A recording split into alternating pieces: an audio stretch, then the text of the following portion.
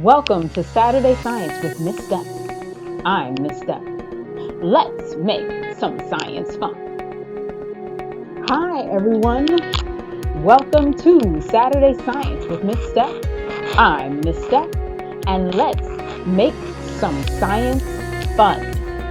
Today, we're going to have a great time making some Play-Doh, and we're also going to do an unboxing an unboxing of a particular item. All right, so welcome back. How's everyone doing? Are we excited? Are we happy to be back with me today? Are you excited? Hi, Curly Head Rose. I see you. Today, like I said, we're going to make something and we're also going to do an unboxing. I'm trying a little something different with my sound as far as over on Facebook. Instagram, it's just what it normally is. But Facebook, let me know if you are having some trouble hearing me because I am doing this whole newfangled headphones kind of situation. But yeah, let's get right into what we're going to make today. And of course, for our Play-Doh situation, we're actually going to make conditioner Play-Doh together and compare it to our factory purchased item. And one of the things we're going to do with our conditioner Play-Doh is compare a cornstarch based Play-Doh to a flour based, right? Yeah, these are things you can find at home. All right, so let's chit chat really quickly about the materials that you will need to attempt this and see what happens with it. We definitely need some form of conditioner. You guys know that this is the conditioner that I use simply because it's really easy for me to get my hands on it. And as you can see, it doesn't come in a small container. It comes in a really big container. And when I need to distribute lots of it to children and then use some for myself, I have enough. Okay. Then we need a cup of cornstarch. All right. And you see, I've got a spoon here. You're going to need that spoon. You need a cup of flour with another spoon, some food coloring, and some containers. I've already got them pre-labeled. I have one container labeled flour sample, and then I have another container labeled cornstarch sample. All right. Once again, welcome to Saturday Science with Miss Steph. I'm Miss Steph, and we're going to have some science fun today, making Play-Doh and then unboxing an item and seeing slash feeling how that item is similar or different, okay, to the thing that we're making, the stuff that we're making. All right, so, and of course, we're doing our cornstarch sample first. The reason we're doing our cornstarch sample first is this is kind of our control. For those of you who were following us over the summer, we made cornstarch Play-Doh, cornstarch and conditioner Play-Doh in the summer. So I know pretty much how this one is going to come out, and I want to compare that to the flour one.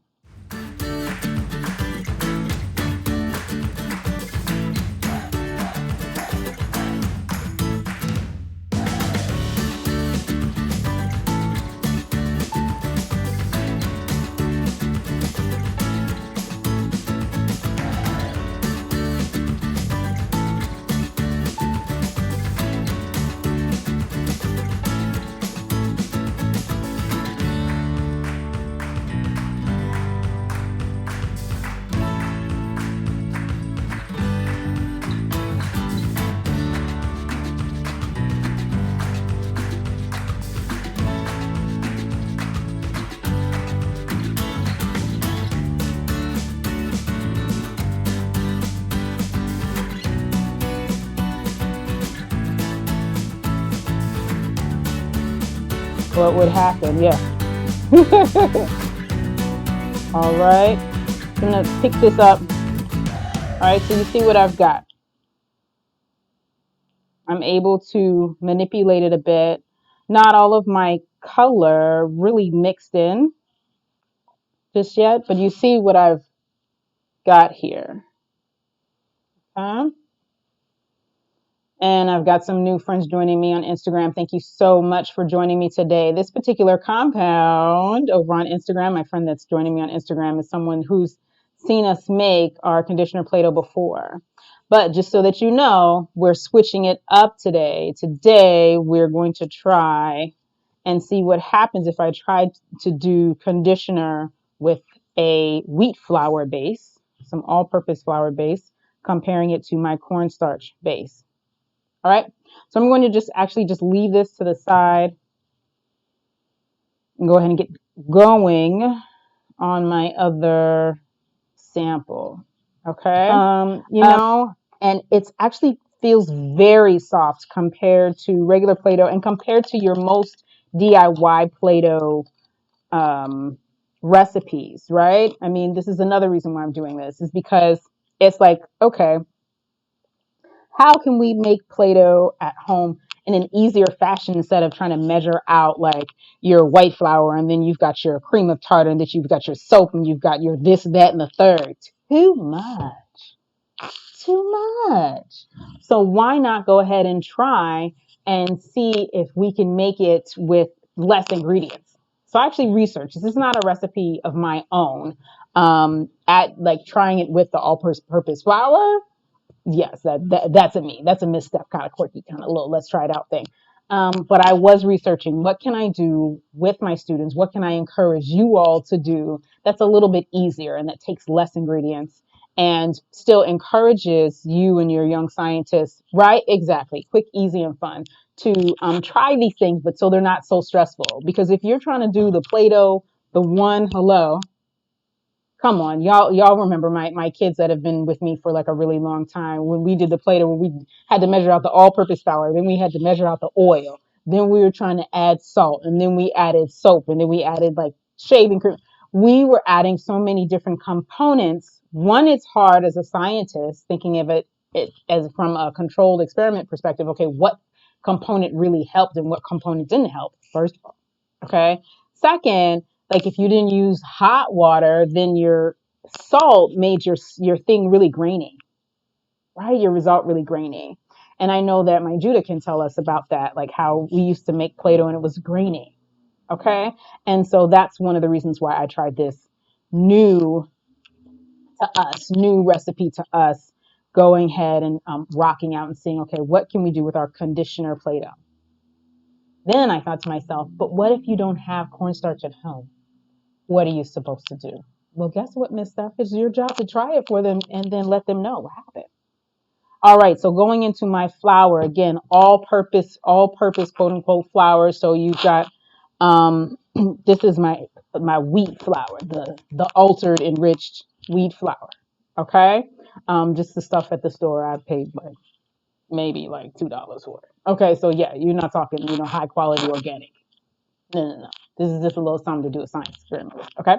So making sure we're going to start off the way that we did before, only two squeezes, right? Two spoonfuls essentially of the conditioner, because you never know. This might react differently. This is the whole reason we're doing this, right? This might react differently. We may need less, we may need more. All right, I'm going to do two. Okay, let's see what happens with her like fabulous twins rocking things out in the kitchen. Okay, so this is now with me adding three. You notice how this is closer to like a dough that you would make, like some type of like pizza or pie dough right before it hits that moment of like where it's ready to congeal, ready to mix all the way together. Okay, so now this is my fourth. Now, these measurements are not perfect. Why aren't they perfect? Because I'm not using a clean spoon. Okay. And now my color is now finally starting to show because I now have enough liquid to react. Okay. Yeah. So meta, like you can see, this is now similar to what we observed and experienced with the first sample. It's something close to one, but I would still add do half of your, like 2 to 1 to start, and then see what you get. All right, so here's the deal. Just due to experience, I'm actually going to pick this up and try it. I'm not going to add more liquid to it because the experience tells me I want to pick it up and try it. This feels actually very wet. Okay. And wet kind of in a weird, maybe not quite so like fun to play with kind of way. Okay. And you're noticing what I'm getting, right? You're noticing that my color is now starting to distribute a little bit more, similar to slime. You mix to a certain point, you stir to a certain point, and then you got to pick it up and see what happens. Okay. So this is slime. And by the way, the pop-up on Wednesday will be slime-based, people. Like, what? I ordered some metallic slime activators. Gonna be so much fun. Yeah. So okay. So Play-Doh. Let me finish my comment. Manufactured Play-Doh started out as kind of a wallpaper paste thing. She wants to put them. She wants to put them together. Okay. So yeah, I love it. I love it when my scientists like to push things, like to go, oh, can we mix it together? Because that is classic. That is such a classic science club response. She is now a member of Science Club. Yes. All right. So I promise, I actually will do that before we log out, which is going to be quite soon, because this is just a little half hour, just a little, give y'all a little something to get some ideas. All right. So yes, manufactured Play-Doh originated as this um, wallpaper paste or something or other, and then they figured out that you could do some other stuff with it. All right, so we're gonna move on to the unboxing quite soon. All right, and I promise, yes, we will absolutely mix them together before we finish out. Now, these are our DIY samples. This is my cornstarch sample, just to kind of like, so that you can see what happens when I press on it, how it holds its shape. All right. This is my flour sample, right? Flour has a substance called gluten in it. And so because of that, we get this bounce back. It's the whole thing that makes pizza dough work and all that type of stuff. So guess what? They're still there. That hasn't left just because we decided we're going to do science with it instead of bake with it. All right.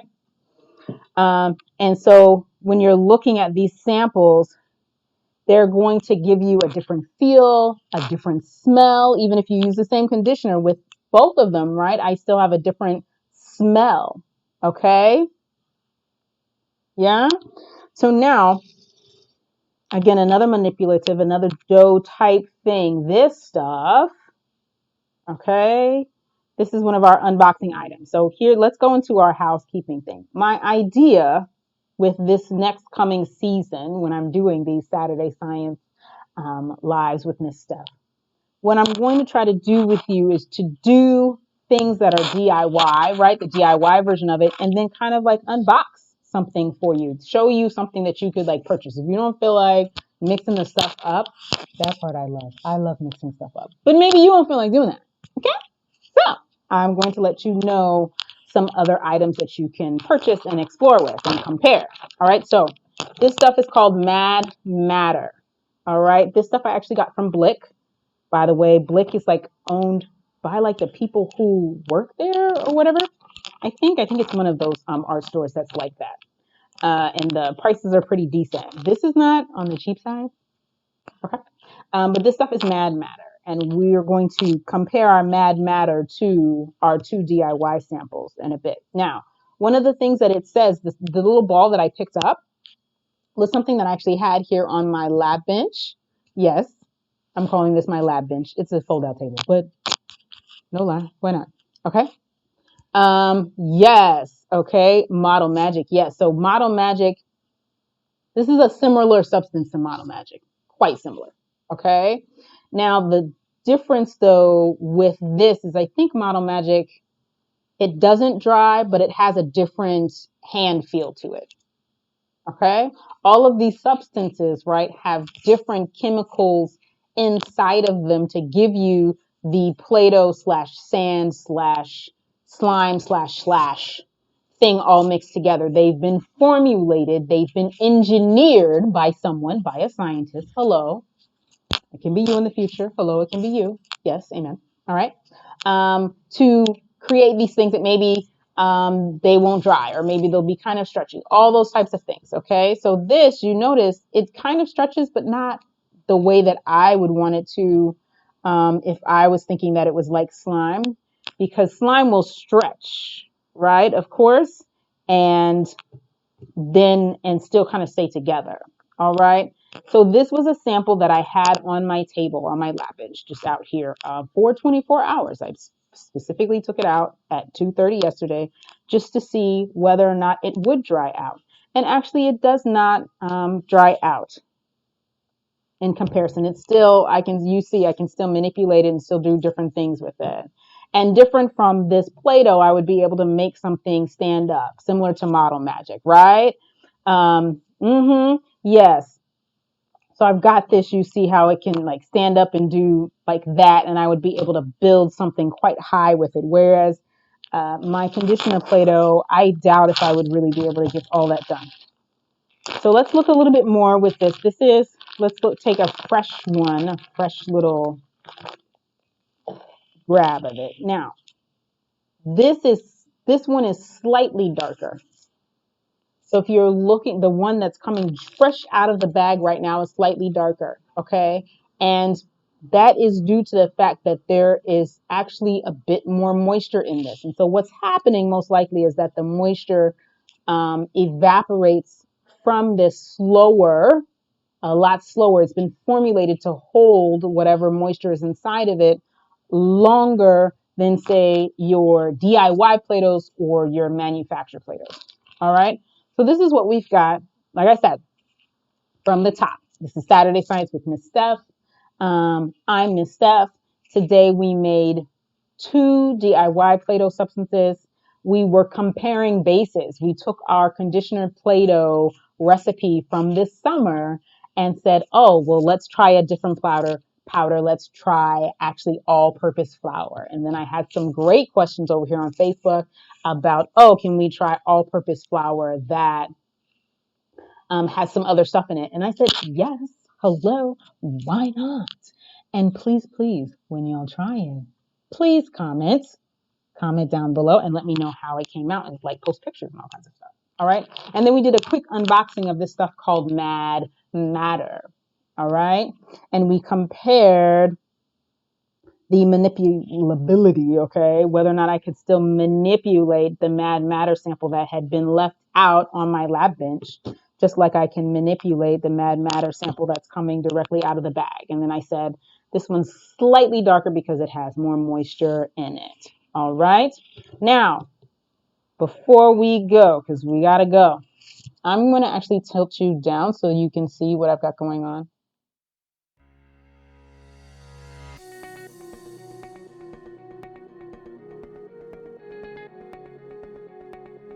Of my substances, right? Which makes sense.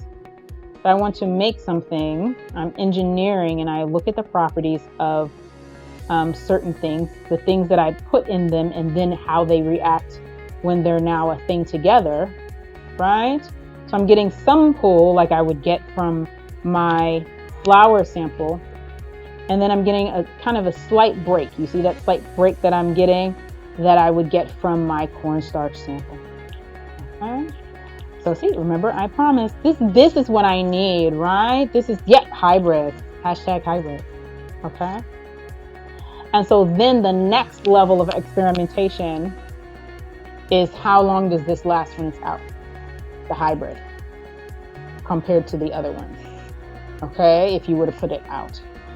And also, how long does it last in your airtight container? Does it go bad? Do you start to get mold? I know the answer to that one. Okay, but you could try it at home, how long it would last, because you have food substances without preservatives in them.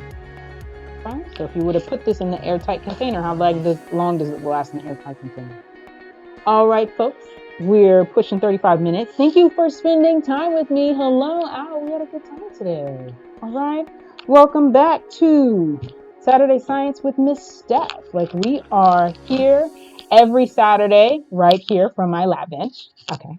At home. But anyways, I mean, y'all know where people are at. Come on. Still know. Okay. 2:30 p.m. Eastern Standard Time. And then, all right. So thank you so much for joining me and spending your time with me. Please feel free to send in suggestions, and definitely feel free to join me back here, both on Facebook and Instagram at 2:30 Eastern Standard Time on Wednesday. All right. Ta-da! Goodbye.